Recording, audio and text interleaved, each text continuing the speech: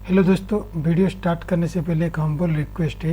देखिए दोस्तों, आप बहुत व्यू करते हैं, लाइक करते हैं, लेकिन सब्सक्राइब नहीं करते हैं। तो प्लीज़ यार थोड़ा सब्सक्राइब कर लीजिए ताकि मेरा भी मोरल बूस्टअप करे।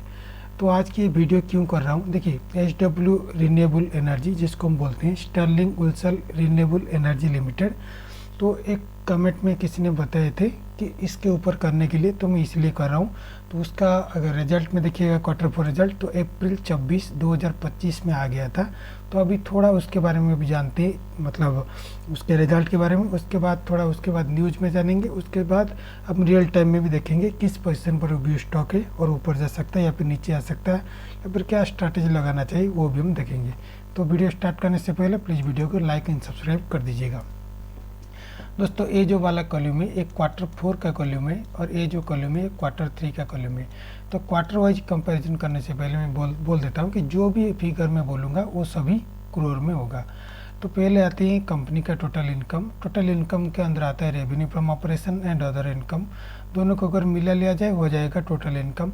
टोटल इनकम कंपनी का अगर देखिएगा इस क्वार्टर में 2052 करोड़ हुआ है, जबकि पिछले क्वार्टर में देखिएगा 1535 करोड़ हुआ था। तो मतलब पिछले क्वार्टर से इस क्वार्टर अगर देखेंगे कंपनी का इनकम बहुत ज़्यादा बढ़ गया है। तो अगर कंपनी का खर्चा देखेंगे, बहुत सारा खर्चा हो गया है। मतलब ये टोटल को हम बोलेंगे टोटल एक्सपेंसेस, मतलब टोटल खर्चा कंपनी का अगर देखेंगे तो इस क्वार्टर में 1944 करोड़ का हुआ है, जबकि पिछले क्वार्टर में देखिएगा 1445 करोड़ का था। तो खर्चा भी अगर देखिएगा कंपनी अभी ठीक ठाक बढ़ा है इस क्वार्टर में। तो इसलिए अगर प्रॉफिट देखोगे तो इस क्वार्टर में 107 करोड़ हुआ है, जबकि पिछले क्वार्टर में देखिएगा 89 करोड़ हुआ था। लेकिन ये जो प्रॉफिट है ये बिफोर टैक्स में बोल रहा हूँ, मतलब टैक्स देने के पहले। अगर टैक्स अगर देखेंगे तो इस क्वार्टर में 17 करोड़ का टैक्स दिया है, जबकि पिछले क्वार्टर में देखिएगा 10 करोड़ का टैक्स दिया था। तो इसलिए अगर प्रॉफिट देखेंगे, नेट प्रॉफिट मतलब net profit after tax, tax देने के बाद सिंपली टैक्स माइनस कर दीजिए इससे, तो कितना हो जाएगा। इस क्वार्टर में 92 करोड़ का हुआ है प्रॉफिट, जो कि पिछले क्वार्टर में देखिएगा 77 करोड़ का हुआ था। तो मतलब पिछले क्वार्टर से अगर इस क्वार्टर देखेंगे कंपनी का प्रॉफिट भी ठीक ठाक आया है। तो ये तो हो गया क्वार्टर वाइज कंपैरिजन। अगर ईयर वाइज देखेंगे तो 2025 का ये है, और ये वाला जो कॉलम है 2024 का है। 2025 में देखेंगे टोटल इनकम 5592 करोड़ हुआ है, जबकि पिछले ईयर में देखिएगा 2977 करोड़ हुआ था। तो ऐसे ही एक्सपेंसेस की बात करेंगे, इस ईयर में 5226 करोड़ हुआ है, जबकि पिछले ईयर में देखिएगा 2853 करोड़ हुआ था। तो अगर नेट प्रॉफिट अभी देख लेते हैं तो इस ईयर देखिएगा बम्पर प्रॉफिट दिया हुआ है जो 318 करोड़ हुआ है, जबकि पिछले ईयर में देखिएगा ओनली 87 करोड़। तो 87 से डायरेक्ट वो उठा के 318 करोड़ हुआ गया। तो मतलब बहुत अच्छा उसका परफॉर्मेंस आ गया था। तो इसीलिए अगर देखेंगे, अगर रियल टाइम में देखिएगा उसी दिन मतलब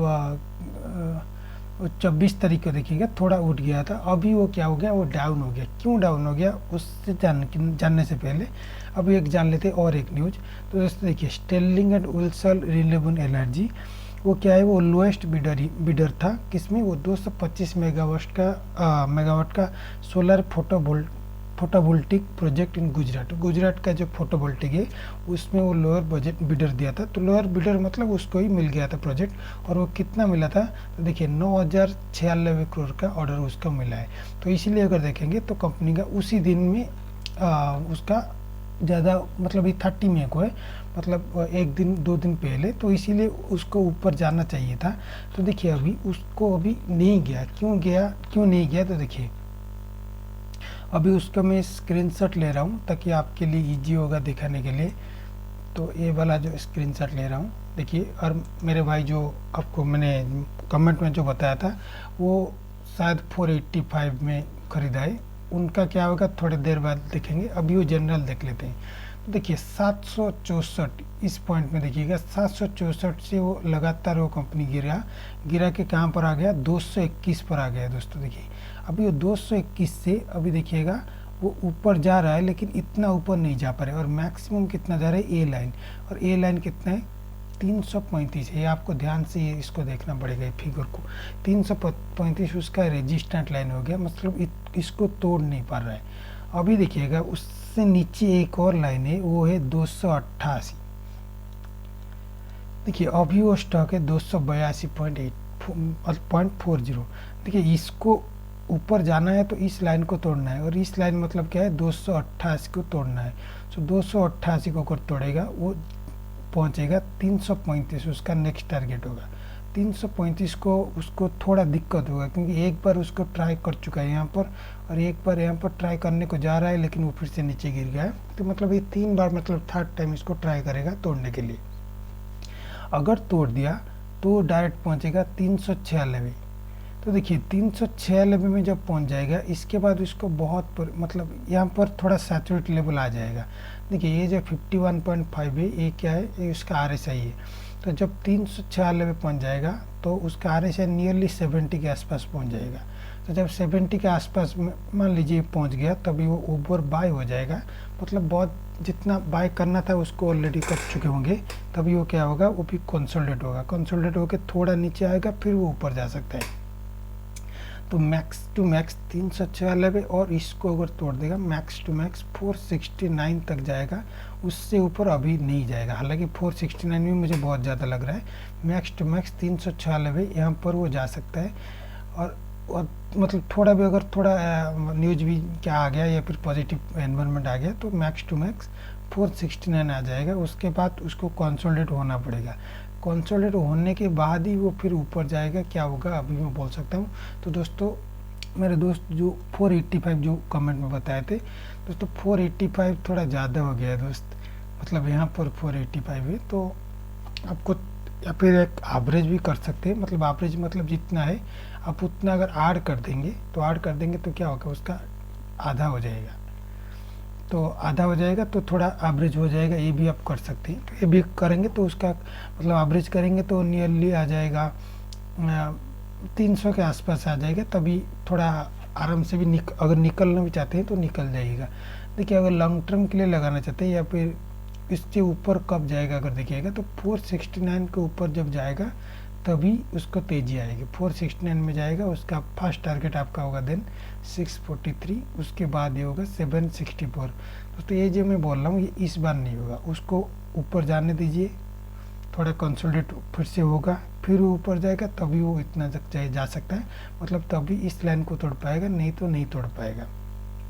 तो इसीलिए या तो आप वेट कर लीजिएगा या फिर एवरेज कर लीजिएगा, क्योंकि मतलब आसपास के दिन तो नहीं जाने वाला है 485, ये सच बात है। तो थोड़ा एवरेज भी कर सकते हैं या फिर थोड़ा वेट भी कर लीजिए, कोई बात नहीं, अच्छी कंपनी है और आपका मतलब प्रोजेक्ट लिया भी सब अच्छा है, कटर वाइज भी अच्छा रिजल्ट आया है।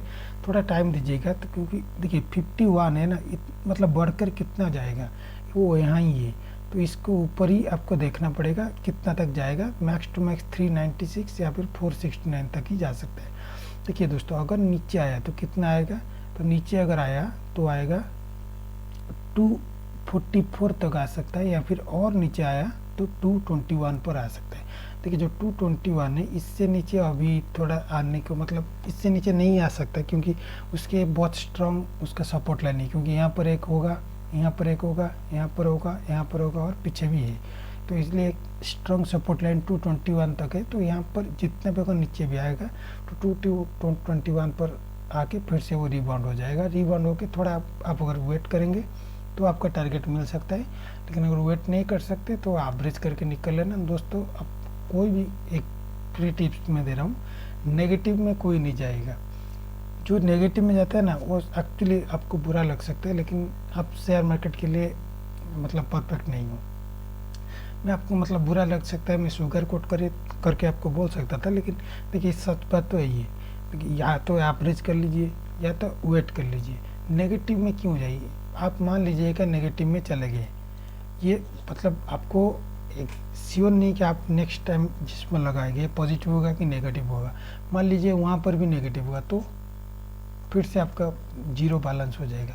तो यही प्रॉब्लम होता है जब मतलब शेयर मार्केट में एक्चुअली कोई नेगेटिव नहीं होता है, लेकिन नेगेटिव उन्हीं के साथ होता है जो नेगेटिव में वो बेच देते हैं। जब नेगेटिव में बेच देते हैं और उसके बाद फिर से किसी में लगाते हैं वो फिर से भी नेगेटिव हो जाते हैं, तभी वो फिर से वो बोलते हैं कि हाँ शेयर मार्केट अच्छी नहीं है। भाई शेयर मार्केट में माइनस नहीं होता है, शेयर मार्केट में इतना ही होता है ऊपर तो जाएगा, कब ऊपर जाएगा 1 महीने 2 महीने 3 महीने या फिर 1 साल या 2 साल जाएगा जरूर, कोई भी सेक्टर देख लीजिएगा, 5 साल की देख लीजिएगा, कभी भी कोई सेक्टर नीचे नहीं आया है, कभी भी ऊपर ही गया है।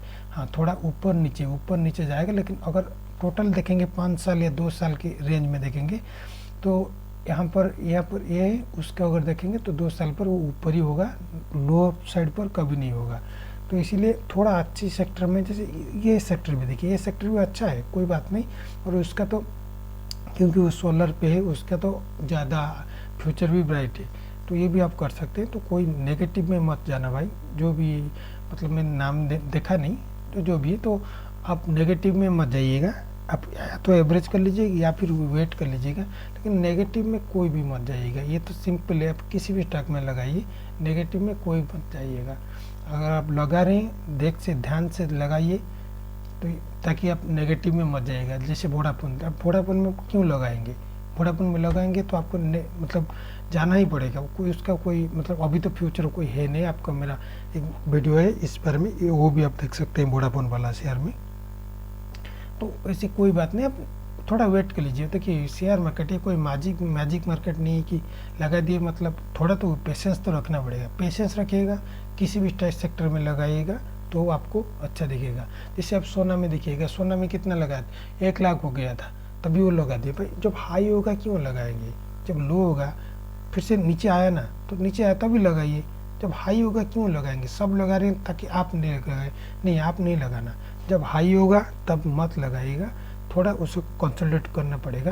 देखिए सभी से कंसोलिडेट होना पड़ेगा, तो जब कंसोलिडेट होगा तभी आप खरीद लेना, कोई बात नहीं।